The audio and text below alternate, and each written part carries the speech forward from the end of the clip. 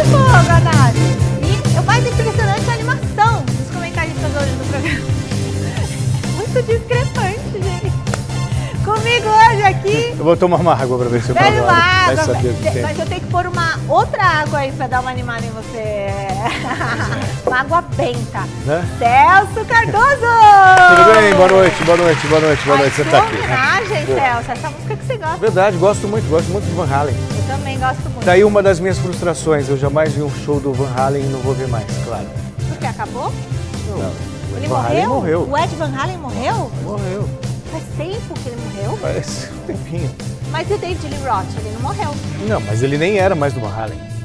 Nem o Sam Hagar era mais do Van Halen. Bom, enfim, a gente pode ver o cover. Boa noite, Thiago Salazar. Boa noite, Michele. Estamos empolgados, apesar de não estarmos pulando, dançando. Estamos aqui, vivão, pro Gazeta Esportiva de hoje. Muito bem, então é isso aí, gente. Vamos pular, que é jump, né? Jump, verdade, olha What? Você vê que ela gosta mesmo, não é mentira. Eu amo essa música é a música da minha vida. Olha, inclusive o Tchê tinha colocado uma escada aqui, imensa, que eu queria descer, mas o diretor Como é não só deixou. instrumental, você pode cantar. E como só tão instrumental, você pode cantar. I get up! Bom, a gente vai contar hoje com os comentaristas que estão aqui ao meu lado e também... Cujos nomes eu não lembro. Eu senti também. Efeito da Cujos nomes eu não lembro. Desses dois rapazes aqui, bem apessoados, vocês conhecem muito bem. E do mestre Alberto Helena Júnior, querido mestre, que está lá direto de Ibiúna falando com a gente. Olha, o futebol brasileiro está fervendo hoje. Olha o mestre, tá bonito demais. Olha, o futebol está fervendo, hein? Corinthians anunciou a rescisão do contrato do atacante Jô. Eu não achava que isso ia acontecer. Eu não achava que isso ia acontecer. Mas ontem, Chico Lang cantou a bola aqui, o Celso também e tal. A gente vai falar muito sobre esse assunto. Já no São Paulo, a torcida quer saber sobre o futuro do Lucas Moura. Tem ainda o empate do Santos com o Inter. E claro que a nossa equipe está no Allianz Parque para o jogo de daqui a pouquinho. Então a gente vai no pé e volta no outro. Ah, nem deu tempo de sentir saudades, né? Pessoal, daqui a pouquinho a gente vai falar tudo sobre a rescisão do contrato do Jô no Corinthians. O que aconteceu? Esse é o assunto para mais tarde. O Salazar está aqui hoje, vamos conversar muito com ele. Agora vamos para o Allianz Parque. José Paz, boa noite, Zé. Vai ter casa cheia aí para o jogo do Palmeiras? Boa noite, Mi. Boa noite para você, para todo mundo que está acompanhando aí o nosso Gazeta Esportiva. Tá com a corda toda a chefa hoje, hein? O público tá chegando aos pouquinhos aqui no Allianz Parque. A bola rola daqui a pouquinho, às 7 horas da noite, o famoso 19 horas para Palmeiras e Botafogo. Jogo da rodada 10 aí do Campeonato Brasileiro. Palmeiras já está escaladíssimo pelo professor Abel Ferreira. Daqui a pouquinho a gente vai trazer a escalação oficial do Porco aqui no Gazeta Esportiva. E ó, tem novidade, viu? Eu vou dar um spoiler aqui. O Everton e Danilo, que estavam lá com a nossa seleção brasileira para 2 amistosos contra a Coreia do Sul e contra o Japão, titulares hoje aqui no Allianz Parque, 2 reforços bem importantes aí então do técnico Abel Ferreira para essa partida. Caso o Palmeiras vença hoje aqui o Botafogo, o Palmeiras assume a liderança do Brasileirão, chega aos 19 pontos, passa o Corinthians, que estacionou nos 18 ali, perdeu para o Cuiabá nesse meio de semana, então o Palmeiras jogando pela liderança hoje aqui no Allianz Parque. Preparei um VT, uma reportagem aí com alguns ingredientes, algumas coincidências para esse jogo de daqui a pouquinho entre Palmeiras e Botafogo aqui no Allianz Parque. Você confere comigo agora. Roda aí. I know you told your friend you're not okay. And tell me what's wrong and why you never said you felt that way. Passado, o Fogão tava ali na sempre complicada Série B, só que agora, em 2022, turbinada pela bufunfa do norte-americano John Textor, a equipe carioca tá com um time bem ajeitadinho. Aliás, um dos destaques desse novo e repaginado Botafogo é o Patrick de Paula, volante ex-Palmeiras.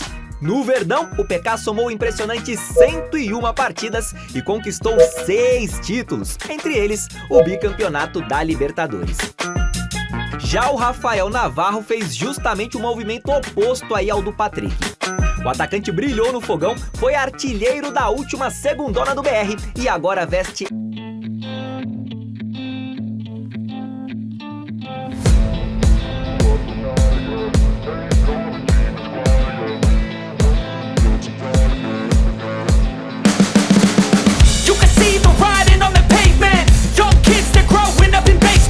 On line, a whole 4 pela Série B deles lá. O Abelito ganhou 3 na Elite e ainda rolou um empate. Na divisão de acesso são 2 vitórias para cada professor. Ingredientes não faltam para esse super choque entre... Então a gente vai direto para a nossa enquete. A derrota do Atlético Mineiro para o Fluminense ontem manteve o Corinthians na liderança do Brasileirão, mas o time do Abel Ferreira pode ultrapassar o rival hoje. Então o tema da enquete é: o Palmeiras conseguirá vencer o Botafogo e assumir a liderança isolada do Brasileiro? Eu acho que sim. O Palmeiras tem futebol para isso. Mas o que você acha, Celso Cardoso? Bom, mais uma vez, boa noite. Acho o jogo difícil para o Palmeiras, muito complicado. O Palmeiras joga em casa, é o favorito, portanto, seguindo essa linha de raciocínio, favoritismo, o Palmeiras vence. Mas não se iludam não, vai ser jogo complicado. Eu não gosto muito dessas enquetes que a gente tem que fazer um trabalho de adivinhação, não é nem uma Aí, questão de diretor. opinião. Né? O Felipe fica bravo que eu questiono as enquetes, mas é que não é uma opinião, é um chute, né? Não sei, difícil. Como vai jogar o Danilo, acho que a chance do Palmeiras é maior, mas eu não estou suspeitando de um empate. Estou achando que vai empatar o jogo. E aí o Corinthians continua na liderança. Continua com a liderança e o Palmeiras ficaria um pontinho, né? Se eu não me engano, atrás. Bom, chute. É só votar no site. E o Palmeiras ficaria isolado na segunda colocação. Você acha que é difícil? Quer dizer, que se bem que tem Curitiba e São Paulo ainda, vai falar sobre isso. Mas não qualquer um dos dois chega. Chega em 18? Chega em 17. Tem que pegar a tabela. Não na liderança. Sim. Chega na segunda colocação. Essa questão não tinha empate, é se vai estar na liderança ou não. Não, Palmeiras acho que o Corinthians vai virar na liderança. E você? Acho que não. Acha que não fica na liderança? Palmeiras líder. E eu acho que o Palmeiras também vai ganhar. Mas eu queria que os dois ficassem na liderança. Não tem como. É só votar lá no site gazetesportiva.com a sua opinião, tá bom? Você pode usar o nosso QR Code que aparece aqui embaixinho também, tá? Mestre Alberto Helena Júnior, vem pra cá, meu querido. O que o senhor acha? Que o Palmeiras vence hoje o Botafogo ou realmente é um jogo muito difícil, mestre? Antes de mais nada, quero dizer que estou morrendo de saudade do você, viu, meu? E dos companheiros aí, o Celcinho, meu querido Celcinho, enfim, e o Salazar, né? Mas eu acho que deve estar Palmeiras. O Palmeiras é mais time que o Botafogo, embora o Botafogo, depois dessa mudança de gestão, ele esteja desenvolvendo um futebol mais interessante. Mas eu acho que dá Palmeiras ainda. Também acho, mestre. Bom, daqui a pouquinho o mestre volta aqui com a gente. Eu também estou morrendo de saudade, mestre. Quero te abraçar. Também, mestre. Precisamos comer aquela pizza e jogar aquela conversa fora. O mestre ainda não está saindo da Bate-Caverna, né? Sei. Da Mestre Caverna. Não, e nem eu estou podendo comer pizza, mas... Nem você pode comer mas fica pizza. pra frente. É uma coisa de louco aqui. Tá demais, viu, o negócio, mestre? Ó, um beijão, meu querido. O Santos empatou ontem com o Inter na Vila Belmiro em um jogo cheio de polêmica. Vamos conferir como foi? Antes do jogo entre Santos e Internacional acabar na Vila Belmiro, a gente já imaginava ali que o professor Fabian Bustos reclamaria da arbitragem. Pois dito e feito. Eu sei que vocês estão trabalhando e tenho uma obrigação minha estar acá, mas não tenho ganas de falar de futebol. Todos os jogos passa algo em contra nossa, claro, error claro, e temos VAR. E o Bustos modo full pistola tem lá o seu motivo para ter sido ativado, viu? Até agora, ninguém tem 100% de certeza que o Eduardo Bauerman estava impedido nesse gol anulado do Santos. Para piorar as coisas para o time da casa, o juizão Ramon Abatiabel de Santa Catarina também contou com a ajuda do VAR para voltar atrás num pênalti no Léo Batistão, exatamente na jogada anterior ao gol do Bauerman. E não foi só o VAR não o responsável por parar o Santos ontem. O Angulo, o escolhido do Bustos para a vaga do Marcos Leonardo, acabou parando 2 vezes na falta de sorte. Ataque no quase de um lado, ataque no quase do outro. Foram no mínimo 3 as defesaças do João Paulo só no primeiro tempo. Quem não ficou no quase foi o Lucas Braga. A arbitragem até marcou o impedimento do atacante, mas o VAR dessa vez validou tudinho. 1-0 Santos.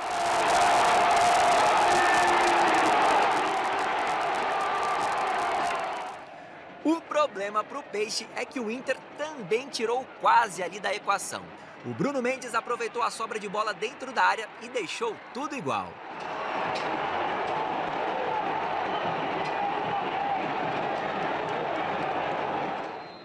E ó que a partida só não teve um vencedor na Vila, porque o João Paulo e a trave apareceram nos minutinhos finais. 1-1 e fim de papo. Com esse resultado, aqui na Vila Belmiro, o Santos chegou a 5 partidas consecutivas sem vitória no Campeonato Brasileiro. São 2 derrotas e 3 empates. No sábado, a equipe tem mais uma pedreira pela frente. O Peixe pega o Atlético Mineiro às 7 da noite, em Belo Horizonte. Bueno, vamos a enfrentar un team poderoso, con un gran plantel, con un gran cuerpo técnico, uno de los más candidatos, ¿no? Junto a Palmeiras y Flamengo, creo, por estructura y por plantel. Pero vamos a ir a intentar hacer un buen juego, sabemos de la forma de jugar. Obviamente, ojalá que hoy hicimos más goles que el rival, no subió al marcador, pero hicimos más goles que el rival. Ojalá que el próximo partido también hagamos más goles que el rival y que se suban al marcador. Pois é. Olha, eu não entro muito nessa onda de existe um complô para prejudicar o Santos, essa coisa toda, mas verdade seja dita. O Santos, até aqui, me parece o time mais prejudicado pela arbitragem. Sim. Me lembro na estreia de um pênalti já nos acréscimos no jogo contra o Fluminense. Que não foi? Para mim foi. Você acha que foi? Para mim foi. Para mim foi Já e tem a arbitragem ignorou. Ontem eu vi a linha e não fiquei convencido de que o Bauerman estava impedido. Para mim não estava impedido. Daí dizer que o Santos ia ganhar o jogo ou não é uma outra história. Mas um gol naquele momento poderia mudar a história da partida. O jogo estava 0-0. Estava 0-0. Sabe, o Santos fez outro gol, inclusive, no segundo tempo. Então, eu acho que o Inter até foi mais perigoso ontem do que o Santos. Mas por mérito, bola parada vale, seria gol do Santos. E essa história depois, lance inconclusivo. Pelo amor de Deus, se é inconclusivo, pro réu. Então eu também acho. Se, vale a decisão se do o jogo. VAR não tem uma convicção para alterar a Vale decisão o que o do árbitro- campo, Acabou. vale a decisão Vale do a decisão campo. do campo. A decisão do campo foi de gol. Se o VAR não encontrou uma imagem que mostre claramente que havia uma irregularidade, e não há essa imagem que eles estão mostrando aí, para mim também não mostra nada. Não mostra nada. Não mostra nada, não garante nada. Não vejo impedimento, nem na imagem de frente, nem na imagem de trás. Eu não vejo impedimento. E Então, para também mim, não assim, entendi por que é invertido, né? o Santos, ela é invertida porque na primeira imagem o jogador do Inter cobre o jogador do Santos. Aí o VAR tem essa do outro lado. E a do outro lado também não mostra nada. Mostra, mas não apresenta um impedimento. Então, para mim o Santos foi prejudicado sim, assim como foi prejudicado em Barueri, quando teve um gol anulado também por uma Contra o interferência Ceará, indevida né? contra o Ceará. Então, teve uma esse eu interferência indevida do Ceará, já são 6 pontos. Esse do Ceará, por exemplo, eu concordo. Se houve a falta, não tem que dar o gol. Mas o árbitro estava de frente para o lance, a 1 metro do lance. Ele viu, julgou que não foi falta. O VAR não tem que ser um árbitro, olha, vem cá, dá uma olhada, porque eu acho que foi falta aquele lance. Não. É só para erros claros, uma agressão que o árbitro não viu, um pênalti que ele deu fora da área que foi dentro. O VAR é para isso. O VAR não é para discutir com um árbitro de campo, aquele lance no meio campo que você está julgando que não foi falta, eu acho que foi. Bom, eu vou Gente, chamar o mestre para essa conversa aqui, porque estão fazendo em dúbio, o certo é em dúbio pro réu. Na dúvida, a favor do réu. Aqui no caso, o Santos nem é réu, né? Mas no caso, na dúvida, foi contra o Santos. Mestre, o que o senhor achou do jogo do Santos contra o Inter? Bom, o jogo em si está dentro do padrão brasileiro de futebol. Não aconteceu nada de muito importante, a não ser algumas defesas do João Paulo. Esse gol do Bauerman, que para mim, vendo pela televisão, parecia absolutamente normal. E não consigo entender como é que o VAR não tem uma resposta definitiva. Afinal, esses lances de impedimento é uma questão técnica, científica. Passa a linha lá e ela vai determinar se o jogador estava ou não impedido. É inexplicável, inadmissível essa coisa inconclusiva. Como inconclusivo? Esse erro não pode haver. Porque você pode discutir se o jogador pôs a mão na bola com intenção, sem intenção, se o jogador empurrou, o outro não empurrou. Isso você pode discutir. Agora, a linha de impedimento, o VAR tem que ser definitivo, ele não pode ser inconclusivo. Isso é inadmissível. E para mim foi gol do Bauerman. E o Santos tem sido realmente prejudicado nas intervenções dos árbitros e do VAR também. Beleza, mestre. A solução para isso é engrossar a linha, porque aí você volta a ter aquela mesma linha, sabe? Os jogadores estão na mesma linha. Mas não iam engrossar. A Premier League fez isso, ela teve autorização da FIFA, ele engrossa a linha, num lance desse é mesma linha. Porque senão estão marcando o nariz da pessoa. Assim como o Atlético Goianiense contra o Corinthians agora, para mim foi gol legal também, uma ponta de dedo à frente. Como teve aquele do São Paulo contra o Atlético Mineiro, que depois...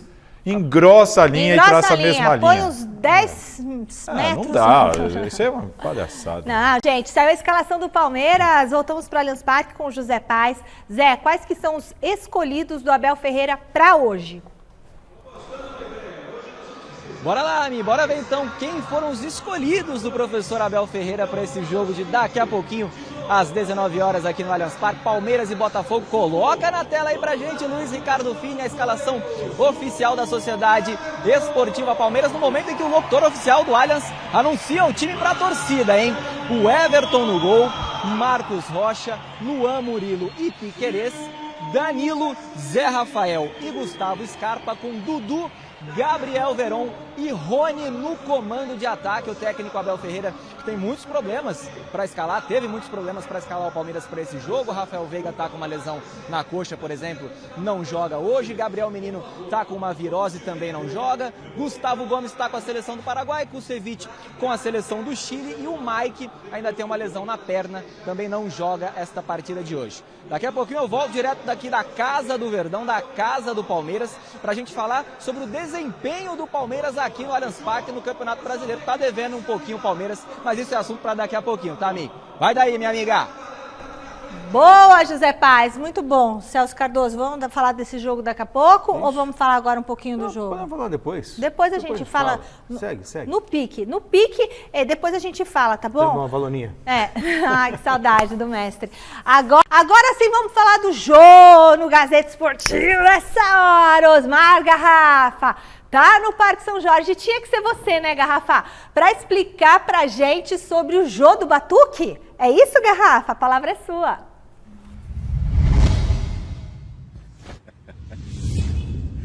Michele, boa noite a você, ao Celso, ao Salazar.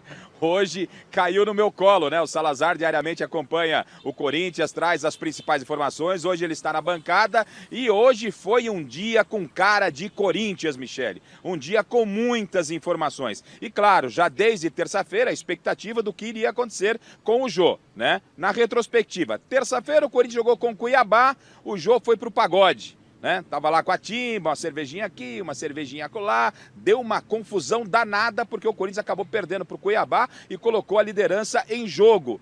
Ele ainda pode perder a liderança hoje para o Palmeiras. Ontem, na reapresentação do elenco, todo mundo, né? Pela manhã, cadê o Jô? Sumiu, o Jô não apareceu. Aí criou-se toda uma expectativa para hoje, o que vai acontecer. A diretoria vai se pronunciar oficialmente, o Jô vai ser multado, o Jô vai ser afastado. E aí veio a notícia, olha só, na terça-feira o Jô foi para o Batuque e hoje veio a informação. Jô não é mais jogador do Corinthians. Ele rescindiu contrato com o clube em comum acordo. Ele tinha um contrato, Michele, com o Corinthians até 2023, ou seja, até o final da próxima temporada. 1 ano e meio ainda de contrato a cumprir, ou seja, 18 meses de salários. O Jô não deve ganhar pouco. Jogar fora, rasgar 18 meses de um ótimo salário, vou falar para você uma coisa, hein? A conta bancária dele deve estar bem gorda, né? Ele abriu mão desses salários e rescindiu em comum acordo com o Corinthians. Vamos então aos números do Jô no Corinthians, jogador que foi criado na base, nasceu aqui no terrão do Parque São Jorge. O Jô, né, os números são os seguintes, ele é o maior artilheiro do século XXI no Corinthians, com 284 jogos, ele marcou 65 gols.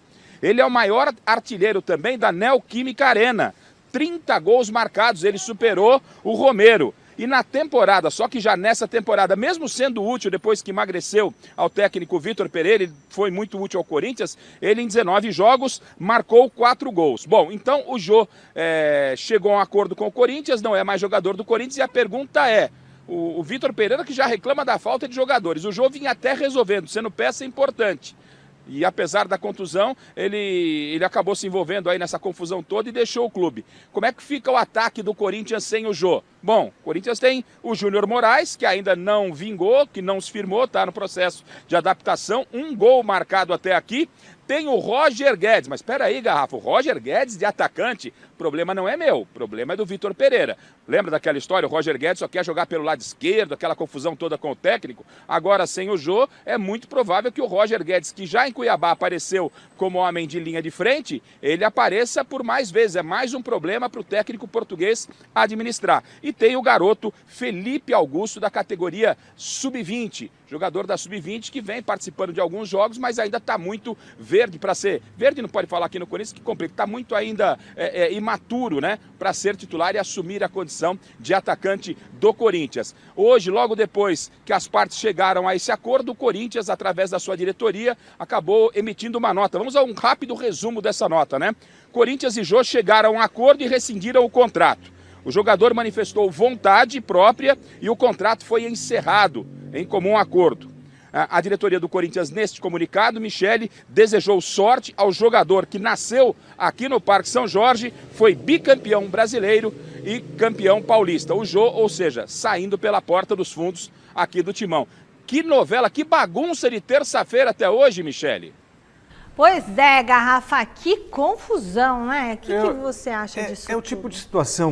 Acho que conversava com o Salazar, mundo, inclusive, lá na redação, na qual todos perdem. Eu falei, perdeu todo mundo, todos perdeu o Corinthians, perdeu o jogo. O Jô perde dinheiro, perde prestígio, porque ele sai com a imagem arranhada. O Corinthians perde um jogador importante. O Vitor Pereira estava recuperando o Jô de tal maneira que o Jô estava descartado antes. E hoje o Jô se torna um jogador fundamental. O Corinthians não tem no elenco nenhum outro jogador com a mesma capacidade de funcionar no esquema tático do Vitor Pereira. Nesse ponto, eu acho que o Jô deixou o time na mão. Exato. O Corinthians está prestes a decidir uma oitava de final da Libertadores contra o Boca Juniors e a sensação que fica é o Jô deixou o time na mão. É isso aí. Ele sabe que ele é o único centroavante, o único não, temos o Júnior Moraes, mas que chegou agora, está se adaptando. O Jô seria peça importantíssima, fundamental, num momento crucial. Ele toma uma decisão que deixa o time na mão.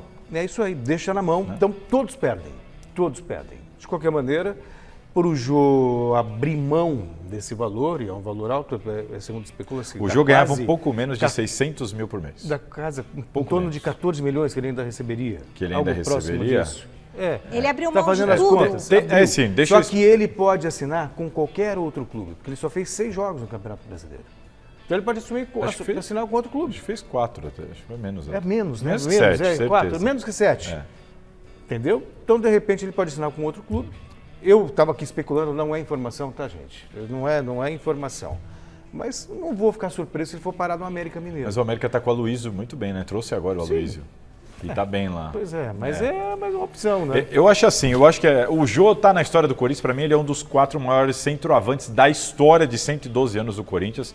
É criado no terrão, é corintiano, tem uma identificação enorme com a torcida e tudo mais. Eu acho que isso vai ficar, mas a maneira como ele sai realmente não é ideal. Para o Jô, deste momento e para o que aconteceu, terceira falta mais importante do que a questão do pagode foi ele ter faltado no treino terceira vez de março para cá. Eu acho que a rescisão era o caminho. Que bom que surgiu do Jô, que bom que partiu dele. Melhor parar por aqui, legal isso. Agora, só para explicar a questão financeira que a Michele perguntou. O Jô voltou em junho de 2020, firmou ali um salário. Este salário, o Jô sugeriu rescindir e abrir mão deste salário. É isso aí. Muito legal, porque se o Corinthians decide rescindir, o Corinthians ia ter que pagar esse salário para ele até o fim. Tudo. Mas só que ele não abre mão daquilo que o Corinthians deve. Só que ele não abre mão. Por quê? Quando ele veio, o Corinthians tinha uma dívida com ele em relação a 2017. E a informação que eu tenho é, o Corinthians parcelou aquela dívida de 2017 no salário deste contrato. E pagava de janeiro de 2021 até dezembro de 2023, o Corinthians pagaria ali cerca de 150 mil por mês para o Jô em relação à dívida de 2017.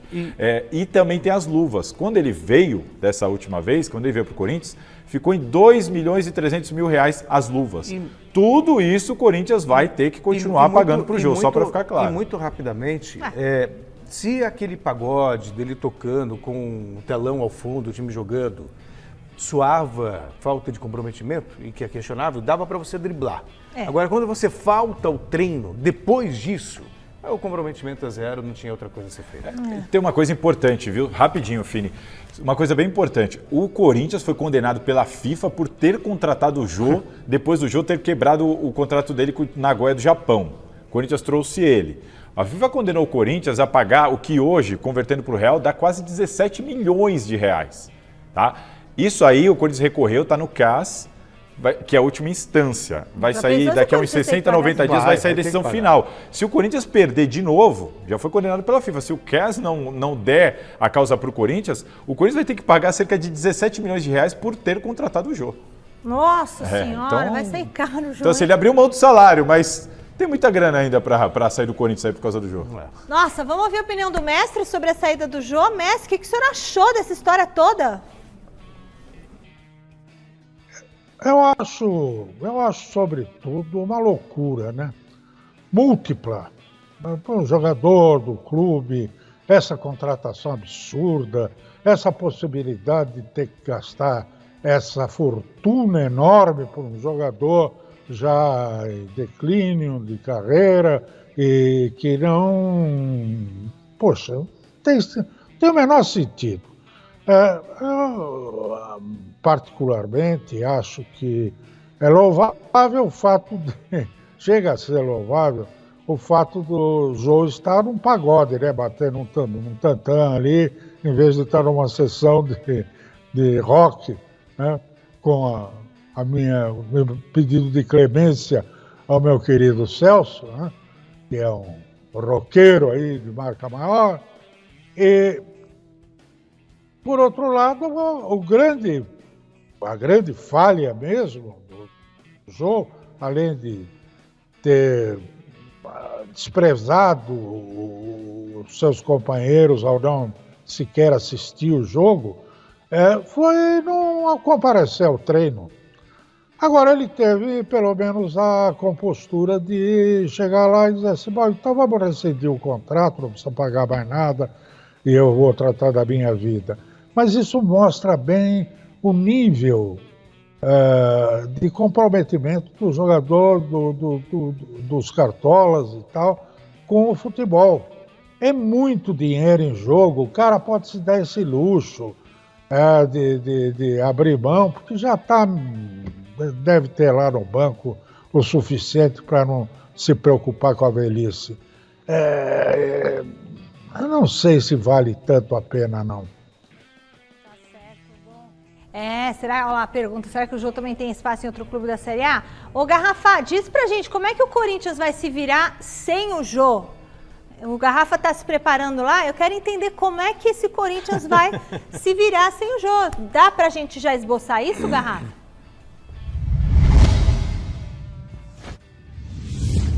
Como a gente falou, né? O Júnior Moraes é a primeira opção e o Roger Guedes correndo por fora, mas não querendo jogar nessa posição. São os dois que de imediato a gente olha para o elenco. O Salazar cobre diariamente, sabe, são os dois jogadores que estão à disposição aí de imediato ao técnico Vitor Pereira. Mas em meio a toda essa confusão, o Corinthians tem jogo no próximo sábado na Neoquímica Arena contra o Juventude. Pelo menos boas notícias ao Corinthians nessa quinta-feira e ao técnico Vitor Pereira. Jogadores que estavam no departamento médico já saíram de transição e hoje treinaram normalmente com bola. São eles, o Maicon, o William, o João Vitor e o Fagner. Esses 4 jogadores, muito provavelmente, claro que depende ainda do treinamento de amanhã, muito provavelmente ficarão à disposição para a partida do próximo sábado na Neoquímica Arena. O Corinthians só entra em campo sábado, mas hoje fica de olho no jogo do Palmeiras com o Botafogo, né? Secando o Palmeiras, porque o Corinthians ontem já teve uma ligeira sorte, uma ligeira vantagem pelo Atlético ter perdido ao Fluminense e ainda continua na liderança. Se o Palmeiras não vencer a equipe do Botafogo, o Corinthians ainda permanece líder do Campeonato Brasileiro. Eu volto daqui a pouquinho, porque tem mais novidade, hein? Novidades no Corinthians aí, tá certo? Boa, Garrafa! Daqui a pouquinho tem muito rapidamente, você questiona muito o Vitor Pereira, escalou X, A. Agora, quando você olha, Maicon é importantíssimo para o time. O Fagner faz uma falta Celso, danada. os desfalques fazem João muita Vitor, falta. o William, Os desfalques fazem muita falta, mas ele precisa parar de inventar. Não, tudo no bem, último mas... jogo ele tinha lateral para colocar e quis improvisar. No último jogo ele tinha o Júnior Moraes descansado e quis improvisar de novo o Roger Guedes. Então assim, de vez em quando faz o básico. De qualquer maneira, a questão é que nem Roger Guedes, nem Júnior Moraes, nem Renato Augusto... Ninguém está rendendo ali. Ninguém rendeu como 9. E aí foi que o Jô apareceu do nada, mais magro, por isso que eu falei, deixou na mão. Deixou na mão, porque foi um encaixe, que o Corinthians... Sim, hoje, se tem um jogador que se encaixou ali, é o Jô. Vai fazer muita falta. Vai fazer muita falta. O Júnior Moraes ele não consegue entregar isso que o Jô entrega hoje para o time. Não consegue. Pode ser que desande a fazer gols, mas no primeiro momento não é o cara. Não é que o Roger Guedes. E o Luan? É o próximo da fila. Então, o Luan, mais um contrato a ser rompido. Então, tá indo embora, né? Tem essa história dele tá indo embora, mas ele podia ser o cara, quem sabe. Fiquei sabendo ontem de um interesse do Santos no Luan. Nossa. O São Paulo entra em campo daqui a pouquinho para enfrentar o Coritiba. O Silvestre tá na nossa redação com a provável escalação do tricolor, né, Silver? Qual que deve ser o time? Fala aí, Michele, tudo bem? Ninguém que venha tirar o Calera do São Paulo, não. O Calera é do tricolor, hein? Ele vai tocar na banda hoje à noite do São Paulo tentando, né? Finalmente ganhar uma fora de casa nesse Campeonato Brasileiro. O problema é que para realizar a façanha, o São Paulo vai ter que quebrar a invencibilidade do Coritiba dentro do Couto Pereira. O time tem 100% de aproveitamento como mandante no Brasileirão e não perdeu ainda na temporada. Em 13 jogos ganhou 10 no Alto da Glória, em casa, e empatou 3 vezes. Então, para tentar conquistar pela primeira vez os 3 pontos, o Rogério Ceni pode mandar uma escalação. Eu vou dar uma possibilidade de time, mas depois eu vou dizer que tem uma outra possibilidade de ajuste também nessa equipe. Vamos lá, se for linha de 3 na defesa, o São Paulo vai jogar com Jandrei no gol, aí você coloca Diego Costa, Miranda mais centralizado e o Léo pela esquerda, os 3 zagueiros, Rafinha pela direita com Igor Gomes, Nestor na cabeça de área, o Wellington na ala pela esquerda e o Patrick na meiuca ou o André Anderson, que é esse rapaz aí que veio da Itália, já experiente. Gostei do que vi quando estive no Morumbi para acompanhar alguns minutos do André Anderson. Precisa ver se ele é um jogador competitivo a essa altura do campeonato. E na frente devem jogar Luciano e Caleri, com a possibilidade também do Éder entrar no time. Porém, se o Rogério quiser fazer uma linha de 4 atrás, aí ele tira o Miranda e coloca de volante o Pablo Maia, Michele Janela. Beleza, Alexandre Silvestre. O que você achou da escalação, Celso? É um São Paulo competitivo, a gente não discute isso. O São Paulo tem feito bons jogos no primeiro tempo e cai no segundo. O Silvestre falou do Nestor na cabeça de área, mas eu vou ficar surpreso não se jogar o Igor Gomes na cabeça de área. O Rogério Ceni tem feito muito isso. E o Igor Gomes até que tem correspondido, sabe? Fazendo o papel ali de volante. É uma posição que eu não imaginava, mas que ele está rendendo. Só que o jogo contra o Coritiba lá é complicadíssimo. Eu não creio. Curitiba está invicto. Não dentro creio. De casa, eu acho um adversário bem difícil. Difícil. Eu ia comentar isso, independentemente da escalação, de quem vai jogar. Eu acho que o São Paulo, com esse time, tem condição de brigar, tem condição de tentar alguma coisa. Mas hoje, para mim, o São Paulo tem um jogo dificílimo. Mais um empate, porque o São Paulo empata. A chance é muito grande. O São Paulo, fora de casa, ainda não venceu no Brasileirão. O São Paulo está devendo muito mesmo. Se liga agora no outro jogo que sentou o noticiário nessa semana. O Flamengo perdeu ontem para o Red Bull Bragantino e aumentou a crise. O Garrafa estava lá e vai mostrar como que foi.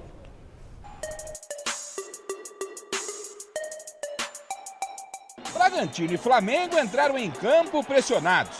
O Braga vinha de 9 jogos sem nenhuma vitória. No Fla, a aposta era de que o técnico Paulo Souza poderia ser demitido em caso de nova derrota. E com bola rolando, o Bragantino foi ao ataque. Aos 5, Ítalo tentou de cabeça.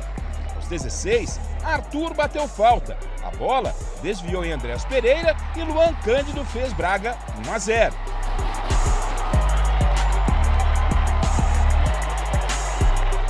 O Flamengo era um mero espectador nesse primeiro tempo. A pressão era toda do Bragantino, que aos 27 novamente balançou a rede, mas dessa vez a arbitragem acabou confirmando o impedimento. Só no final da primeira etapa que o Mengão se soltou e teve na sequência 2 boas oportunidades. uma com o Vitinho e a outra também com ele. Por pouco, o Flamengo não empatou. Na segunda etapa, o Braga teve uma boa oportunidade logo de início. Nesse lance, Natan mandou na trave. Mas em desvantagem no placar, o Mengão foi ao ataque. Aos 6 minutos, Andrés Pereira foi derrubado na área. Pênalti marcado. Mas o VAR dedurou o impedimento do ataque rubro-negro. Pressionado, o Bragantino ia pouco ao ataque. E essa falta foi uma das raras oportunidades da equipe de Bragança no segundo tempo. Aos 24, confusão. E o VAR denunciou o Luan Cândido, que acabou expulso. Com um a mais em campo, a pressão era total do Mengão, que teve ainda mais 2 chances para empatar o jogo.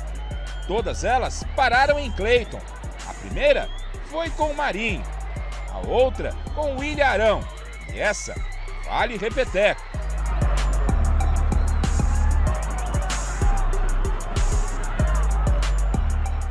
Final, Bragantino reabilitado 1, Flamengo pressionado 0.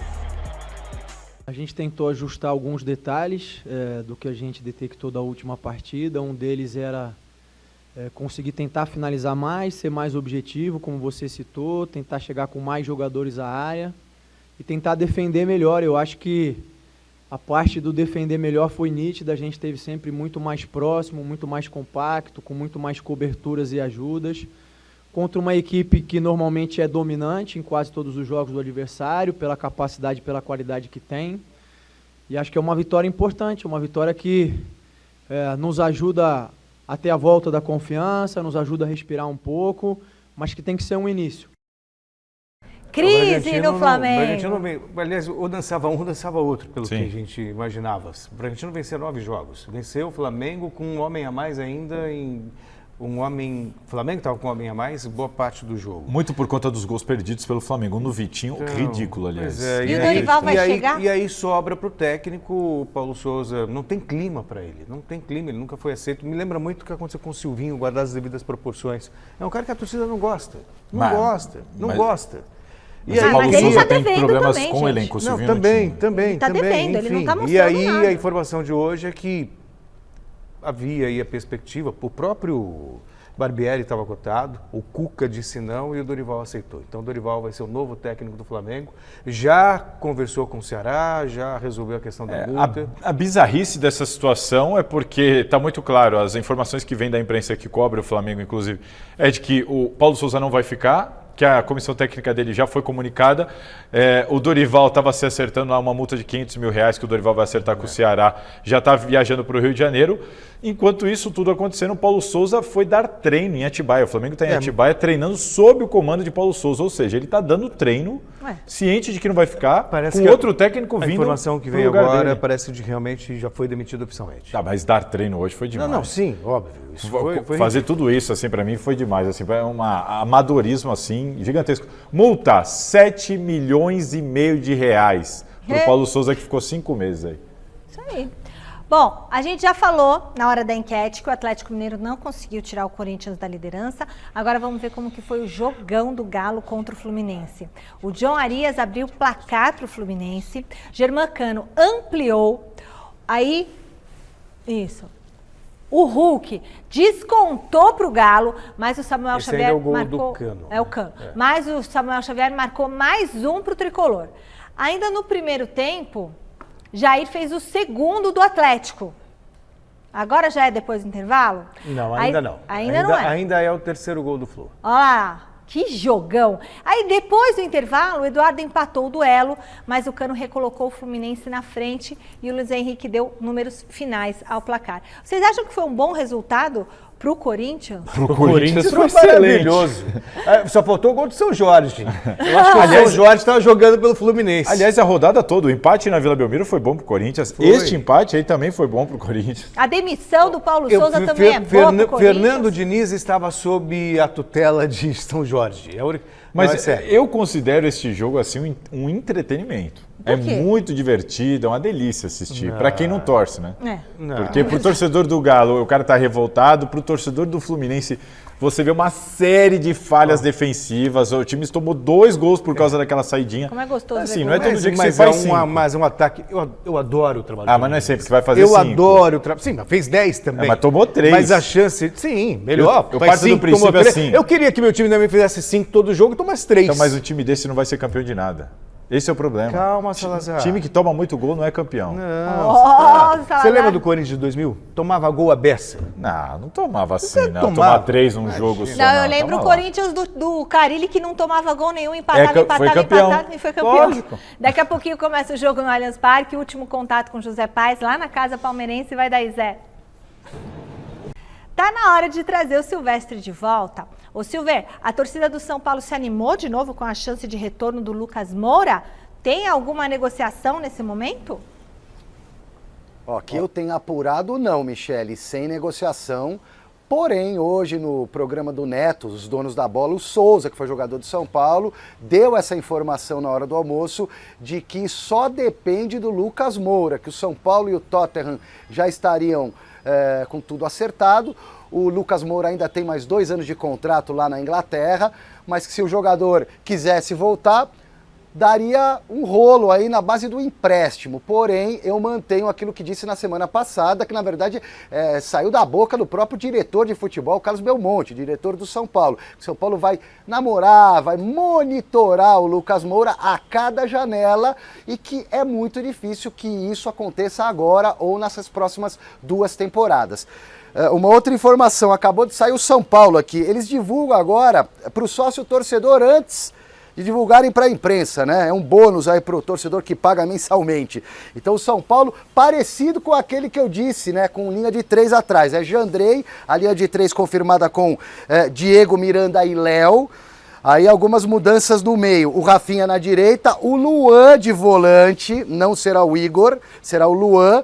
Nestor saindo um pouquinho, Igor também. Reinaldo pela ala esquerda e na frente Luciano e Caleri, tricolor tentando vencer a primeira fora de casa, mas como eu disse na primeira participação, para isso vai ter que quebrar o tabu do Coritiba, que ainda não perdeu no Couto Pereira nesta temporada 2022 e é o mandante com melhor rendimento no Campeonato Brasileiro. Muito bem, Silvestre. E aí, Celso? A escalação para mim dentro da normalidade, não vejo nenhuma surpresa. Também não? Eu gosto do Luan como volante, ele está voltando de lesão, acho importante tudo isso. Agora a questão do Lucas Moura, pelo amor de Deus. É um sonho, né? Eu vou repetir o que eu falei aqui, o São Paulo ele não conseguiu resolver a questão da dívida com o atual elenco, não conseguiu ainda resolver a questão da dívida com o Daniel Alves, pegou empréstimo, o empréstimo ainda não foi suficiente para pagar essa dívida com o atual elenco. Como é que você vai falar em Lucas Moura? Que vai muito dinheiro. Vai muito dinheiro. Claro. Para mim é um sonho, assim, se fizer, vai fazer, para mim corre o sério risco de acontecer o mesmo que aconteceu com o Daniel Alves. Do ponto de vista técnico. Não, aí não tem o que falar, seria maravilhoso. Do ponto de vista técnico, para o Lucas Moura, para mim é um regresso. Se você encarar como um investimento, que com ele o São Paulo vai fazer um upgrade de rendimento e vai ganhar a cota de Copa do Brasil, vai chegar mais longe. Foi assim que pensaram com o Pato, foi assim que pensaram com o Daniel Alves. Nada disso funcionou, o time que queria aumentou ainda mais a dívida. Resolve com o elenco primeiro. Você imagina assim, o elenco tá lá, todo mundo. O pessoal tá sem receber. É um cara que não tentando vai negociar, de repente de 1 aparece milhão. o Lucas Moura. É um cara que não vai receber menos do que... E outra, 2 anos de contrato com o Tottenham, 29 anos. Tá tão mal assim? Aqui? Por que falar, né? Eu acho que isso aí é... Né? Bom, mestre Alberto Helena Júnior, fala pra gente. O que, Felipe, você quer que eu fale pro mestre? Mestre, vou falar com o mestre. Mestre, primeiro, o que você acha desse São Paulo? E você acha que o Lucas Moura pode vir mesmo, deixar o Tottenham e vir jogar aqui no Tricolor? Bom, isso eu acho muito pouco provável, por todas as razões. Primeiro, o São Paulo não tem dinheiro para fazer uma negociação dessas. E segundo, para o Lucas Moura não deve ser muito interessante deixar o futebol inglês nesse momento. Mesmo porque, ainda que ele não jogue como titular no Tottenham, ele pelo menos tem a possibilidade de se transferir para outro clube de lá e tal, da Europa, onde vai ganhar uma fortuna e vai poder mostrar o seu futebol.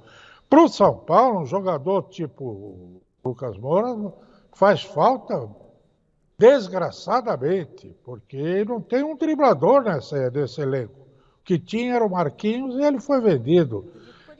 E o São Paulo em si é o seguinte, enquanto não houver uma quebra dessas alternâncias, tanto de escalação de time, para que o São Paulo consiga um mínimo de conjunto e regularidade, vai continuar sendo isso.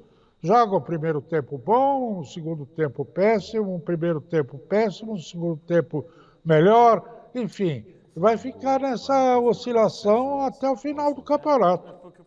Beleza, mestre, muito obrigada, um beijão pro senhor, a gente se encontra domingo no Mesa Redonda, tá? Um beijo, querido. Fechamos nosso giro de repórteres com o Garrafa. Teve novidade sobre o Rafael Ramos, Garrafa?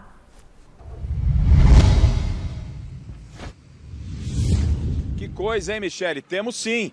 Parece que estava já encerrado aquele caso de injúria racial, né, entre Rafael Ramos e Edenilson, depois de que na Justiça Comum, na delegacia que apura esse caso de injúria, o laudo de leitura labial ela acabou não sendo conclusivo, então o caso deveria ser arquivado, tudo indicava isso, né, porque o Edenilson continua afirmando que o Rafael Ramos o chamou de macaco, mas como o laudo oficial da Polícia Civil lá do Rio Grande do Sul foi inconclusivo, tudo indicava que o caso seria mesmo arquivado. Porém, hoje, numa entrevista ao SBT, aos colegas do SBT lá no Rio Grande do Sul, o delegado doutor Roberto Sarragoff deu uma entrevista afirmando o seguinte, que o laudo, né, de leitura labial não é o único elemento dessa investigação e que o lateral do Corinthians será, sim, indiciado por crime de injúria racial. Acompanhe o delegado falando sobre esse novo desdobramento do caso. O GP não nos vincula, não vincula o resultado ou a decisão da polícia, tanto que nós vamos concluir o inquérito entendendo que houve crime de injúria. Há indícios suficientes da prática de um crime de injúria racial. E vamos, então, com esses elementos indiciários, finalizar o inquérito. A questão é, Michele, quais são esses indícios? O delegado não disse, não é? Então, teoricamente, nesse momento fica a palavra de um contra o outro. Vamos aguardar. A defesa do Rafael Ramos não se manifestou sobre essas declarações do delegado lá no Rio Grande do Sul, Michele. Beleza, Garrafa, diga. Aí eu já acho... Você vai falar, você tem Não, é porque o Garrafa falou, eu consegui. O Daniel Bialski, advogado do Corinthians, se manifestou agora, acabou de me mandar uma mensagem dizendo o seguinte sobre essa declaração do delegado. Se ele insistir nessa perícia, se ele for contra essa perícia taxativa e indiciar o Rafael Ramos, e palavras do Daniel Bialski, advogado do Corinthians, iremos tomar as devidas providências jurídicas, seja para evitar isso, seja para apurar o abuso de autoridade praticado. Não se tolerará novamente arbitrariedade. Ele está falando isso porque o Rafael Ramos foi preso lá no Sul, teve que pagar fiança. Sim. E tal. E outra coisa, que indícios são esses? Se ninguém ouviu, se foi feita uma perícia, não se chegou a uma conclusão, o próprio Corinthians... Tem uma perícia forense, inclusive. Pois é, que diz que não faz a transcrição do que aconteceu. Não tem testemunha que confirme, não tem nada. Que indícios são esses? Aí é a palavra de um contra a palavra do outro e pode ter havido um mal entendido também, né, gente? Óbvio. É complicado. Olha, resultado da enquete. O Palmeiras conseguirá vencer o Botafogo e assumir a liderança isolada do Brasileiro? A maioria respondeu que sim, 72% dos votos. A gente termina por aqui. Voltamos amanhã com a Gazeta Esportiva. Beijo, Celso. Tchau, Salazar. Tchau, tchau. Tchau, galera. Tchau.